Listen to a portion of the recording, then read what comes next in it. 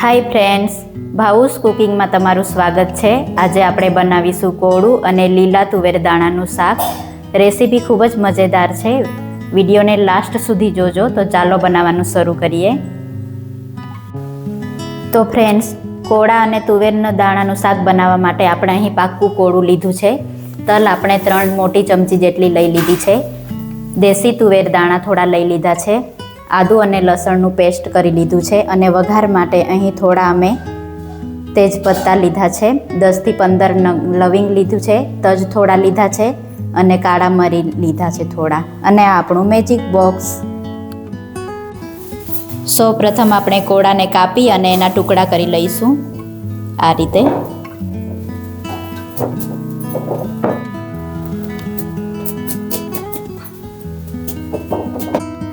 આ રીતે ધ્યાનથી કાપવાનું, કેમ કે બહુ મજબૂત હોય, કડક હોય, એટલે એને સાચવીને જાળવીને કાપવાનું।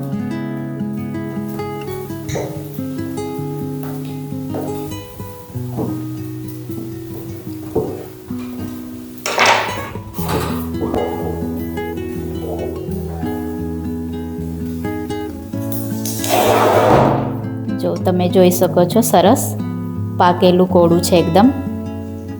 એના જે બી છે અંદરના, એ પણ ખાવા લાયક જ હોય છે, એને ફેંકી નહીં દેવાનું। હવે આપણે એના ટુકડા કરી લઈશું। આ રીતે બીજ કાઢી લેવાના। એને શેકીને પણ ખાવાના। અમુક લોકો એને તડકામાં સૂકવીને પણ ખાય, સરસ લાગે, એ પણ ફાયદાકારક જ હોય।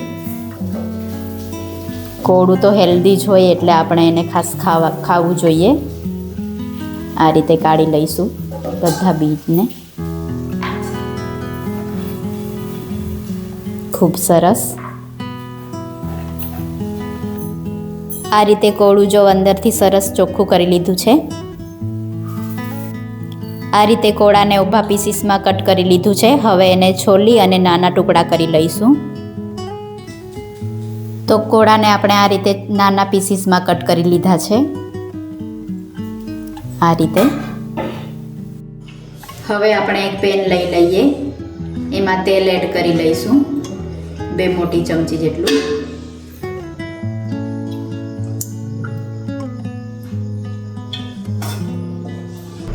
તેલ આપણું ગરમ છે। હવે એમાં એડ કરીશું તેજપત્તા,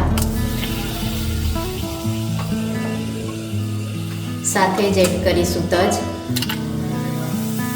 અને કાળા મરી અને થોડા લવિંગ।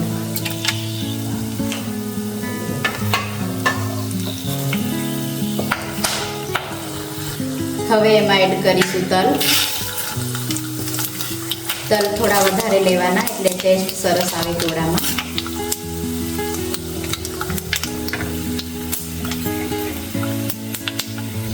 તલને થોડા ફૂટવા દઈશું।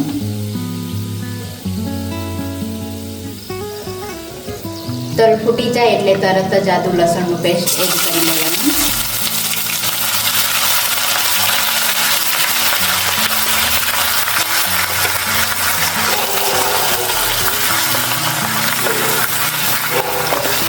આ મસાલા સારી રીતે સતળાઈ જાય એટલે આપણે બધા મસાલા એડ કરી લેવાનું। એમાં હળદર આપણે 1 ચમચ જેટલું એડ કરીએ।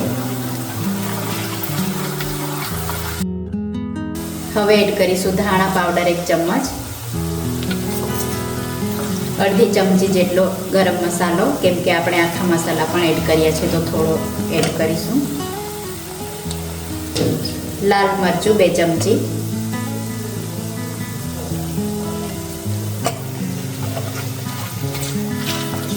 મિક્સ કરી લઈએ સારી રીતે।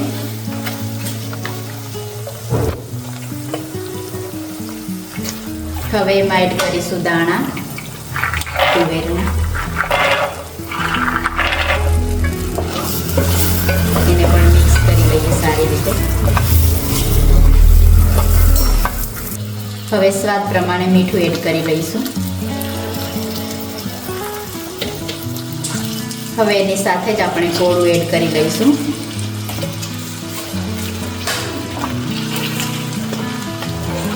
જો ફ્રેન્ડ, ખૂબ સરસ દેખાઈ રહ્યું છે।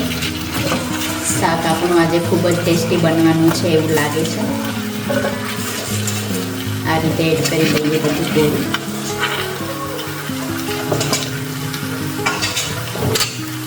એને પણ મિક્સ કરી લઈએ મસાલા સાથે સરસ.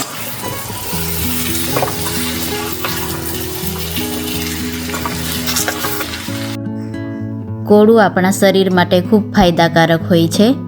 કોળું ખાવાથી ખરતા વાળ પણ અટકે અને સાંધાના દુખાવામાં પણ મદદ કરે. કોળું લાંબા સમય સુધી વાળ સારા રહે અને સફેદ પણ ના થાય.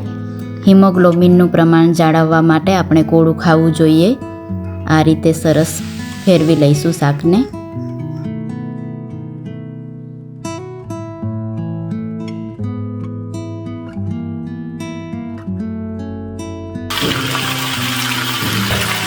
હવે એને આપણે 20 થી 25 મિનિટ ઢાંકી અને ચડવા દઈશું.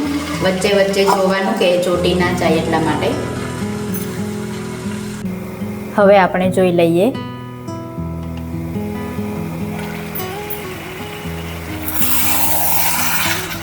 જો ફ્રેન્ડ, સરસ દેખાઈ રહ્યું છે શાક આપણું, એકદમ ટેસ્ટી. ખુશ્બુ તો એટલી સરસ આવે છે કે પૂછો નહીં કોળાની.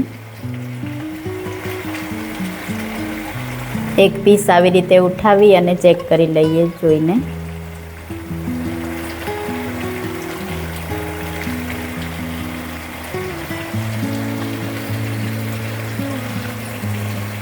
આ રીતે થોડું હજુ ચડવા દઈશું.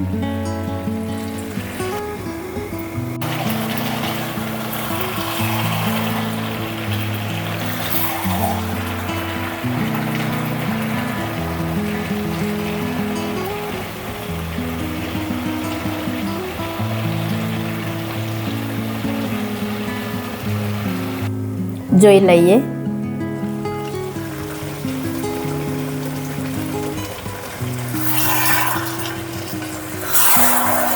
જો સરસ ચડીને તૈયાર થઈ ગયેલું છે શાક આપણું કોળાનું, ખૂબ જ ટેસ્ટી. એમાં આપણે એક્સ્ટ્રા પાણી નાખવાની પણ જરૂર ના પડે.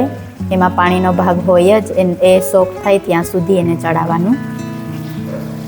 એને તમે રોટલી, પરોઠો કે ખીચડી સાથે પણ સર્વ કરી શકો. ખૂબ જ ટેસ્ટી લાગે.